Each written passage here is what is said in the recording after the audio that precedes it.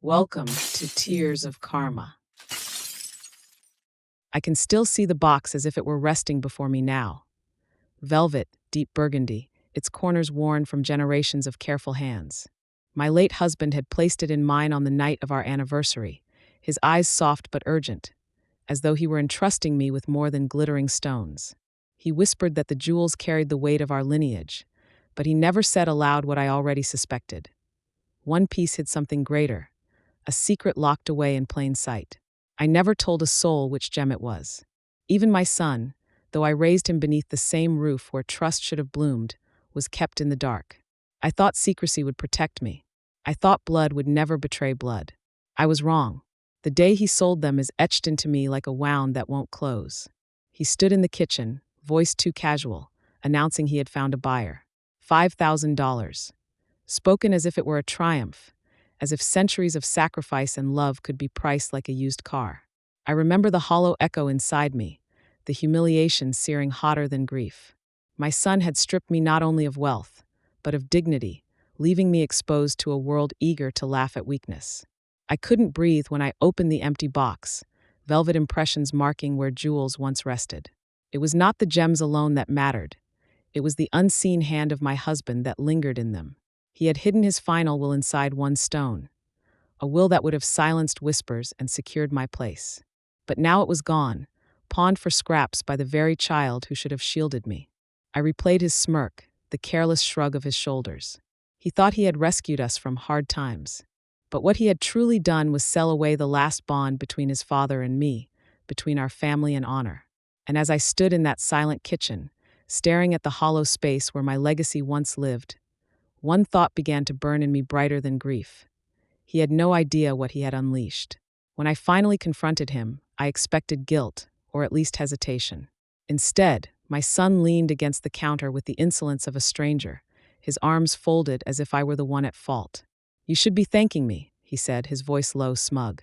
"It was just old jewelry. Now we have cash." The words rattled inside me like stones in an empty jar. Gratitude? For being robbed of the last fragments of my husband's legacy? For being stripped before the eyes of a community already eager to measure my downfall?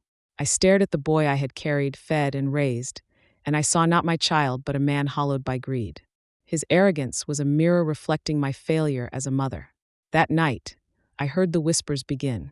Relatives I once fed at my table now lingered in corners, their voices soft but sharp, savoring the story of how easily I had been undone. I caught pieces of their laughter. All gone, 5,000. So gullible.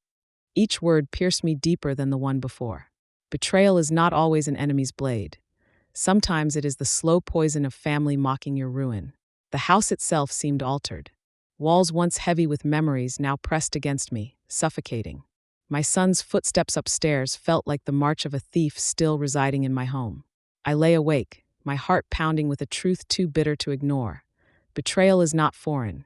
It grows in your own womb. It bears your last name.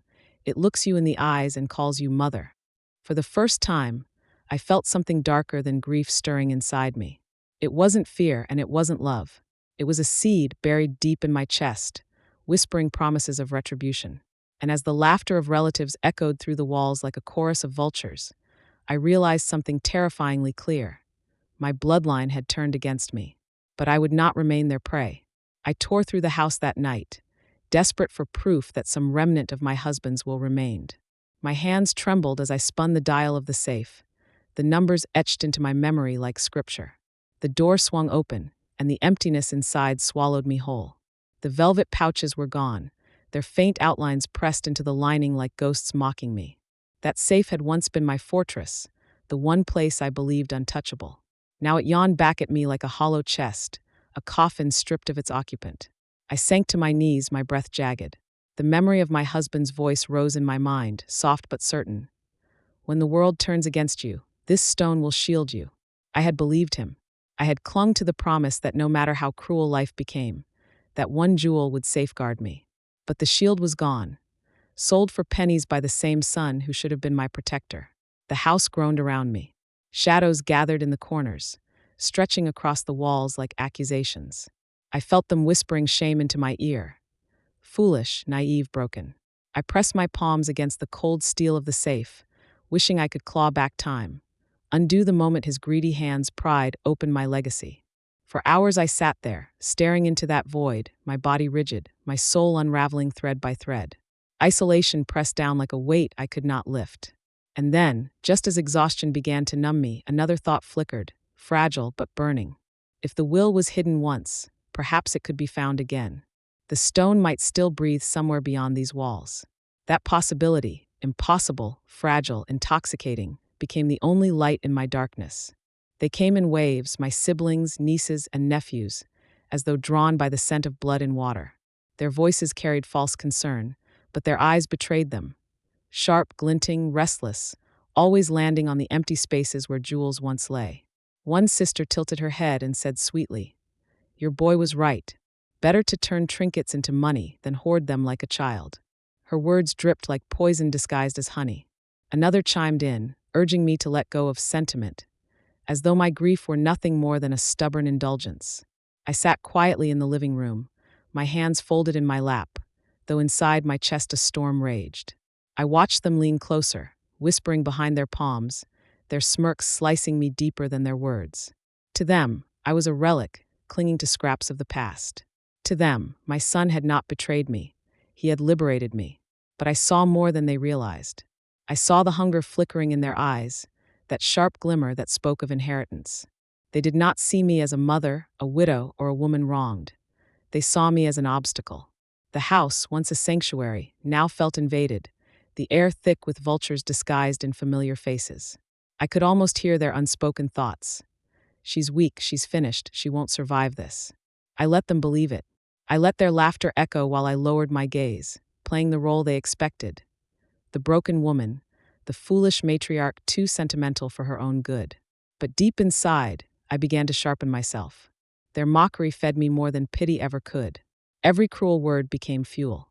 Every smirk became kindling for the fire I was building. They thought me powerless. They thought me defeated. They had no idea what I was becoming. It was a chance encounter, or perhaps fate wearing the mask of coincidence. I was tending to the small garden outside when my neighbor, Mrs. Callahan, leaned over the fence. Her tone was casual, but her words were anything but. She mentioned she had seen my son in town, laughing with a jeweler known for buying heirlooms that never seemed to come with paperwork. My pulse quickened, the air suddenly heavy in my lungs. A jeweler, stolen heirlooms, my jewels, my husband's will. The pieces began to align, and for the first time since the betrayal, I felt not weakness but a spark of direction. Karma does not arrive in a roar. It comes in whispers, subtle and soft, testing whether one is willing to listen. And I was listening.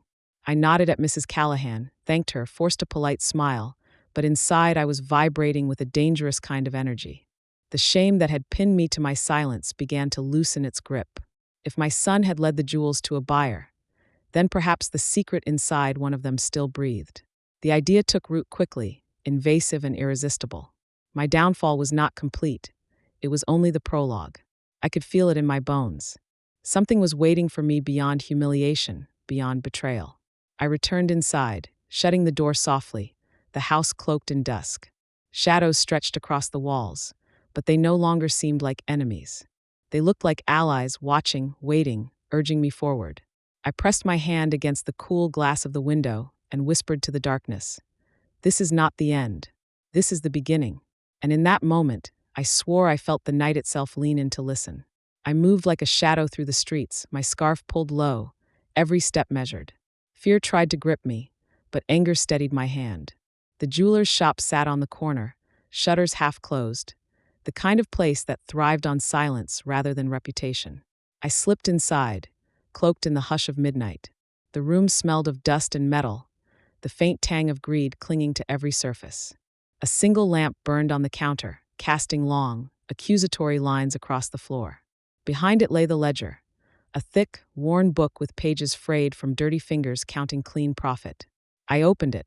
The names blurred at first, a sea of meaningless transactions, until my eyes froze on one line.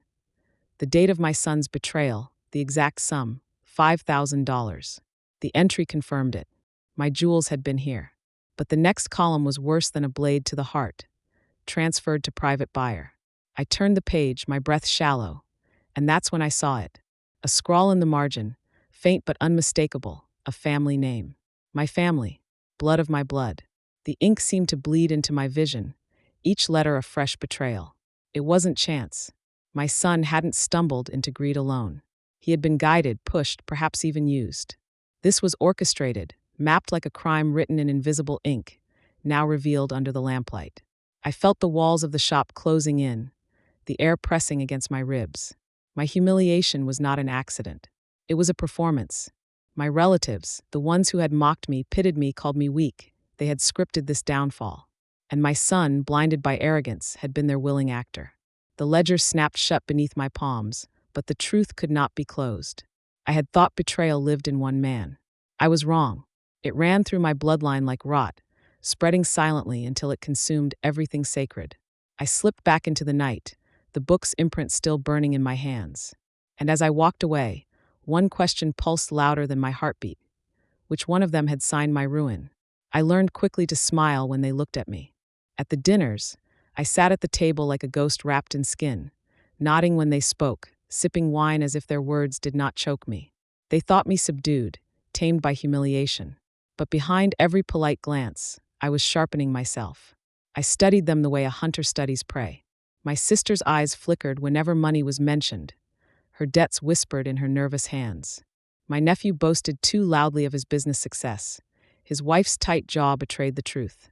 Another cousin drank too much, his laughter breaking into bitterness. Every weakness, every fracture, I stored away like shards of glass, small, jagged weapons waiting for my hand. And my son, oh, he was the easiest to read. He swaggered into rooms as if the world applauded his betrayal. He thought himself clever, a savior who had rescued me from sentiment.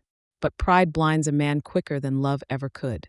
He did not notice my eyes lingering on him, nor did he sense the storm gathering behind my silence. I became two women, one who played the broken matriarch, frail and harmless, and another who listened in shadows, gathering secrets with the patience of a thief. I learned about their unpaid loans, their hidden affairs, their petty crimes tucked beneath polite smiles. Each revelation was a spark striking against the stone of my fury.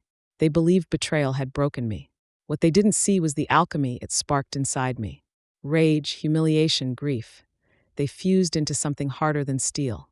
My pain was no longer a wound. It was a weapon. I looked at them across the table, their laughter ringing false, their teeth glinting in the light. They saw me as powerless, as prey. But predators often mistake silence for weakness. And when they finally saw what I was becoming, it would be far too late. It began quietly, the way a storm first gathers in the sky. Unnoticed, dismissed, ignored. A rumor slipped from my lips at the right moment. And suddenly my sister's debts were no longer a secret. A careless document found its way into the right hands, and my nephew's business empire cracked open, its success revealed as a brittle facade. The cousin who drank too much found his indiscretions no longer whispered, but shouted in the places he most feared. One by one, their masks tore away. Their alliances, once so smugly paraded at family gatherings, fractured under the weight of truth. I did not raise my voice, nor did I scream for vengeance. I simply revealed what they had hidden, and the world did the rest. My son was the last. I watched his swagger crumble when the jeweler's connection was traced back to him, when the family he thought supported him turned their backs in desperation to save themselves. He had believed himself a victor, a clever conspirator. But in the end, he was nothing but their pawn, moved across a board he could never control. The inheritance they schemed to seize became poisoned, tainted by their disgrace. What wealth remains is overshadowed by shame so thick it clings to their names like smoke.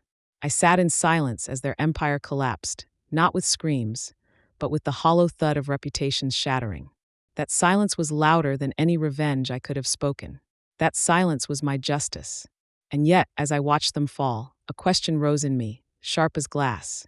If betrayal could grow in blood, what more might still be hidden in its roots? Amid the rubble of their disgrace, the missing gem surfaced as if the earth itself rejected their greed. Its surface, once gleaming, now seemed to pulse with the weight of destiny. Inside, folded with meticulous care, lay my husband's final will. My hands trembled as I opened it, his voice reaching me through the ink, steady, unyielding.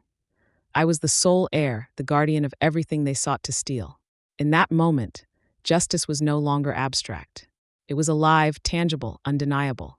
Karma had spoken, louder than gossip, louder than courts, louder than blood itself.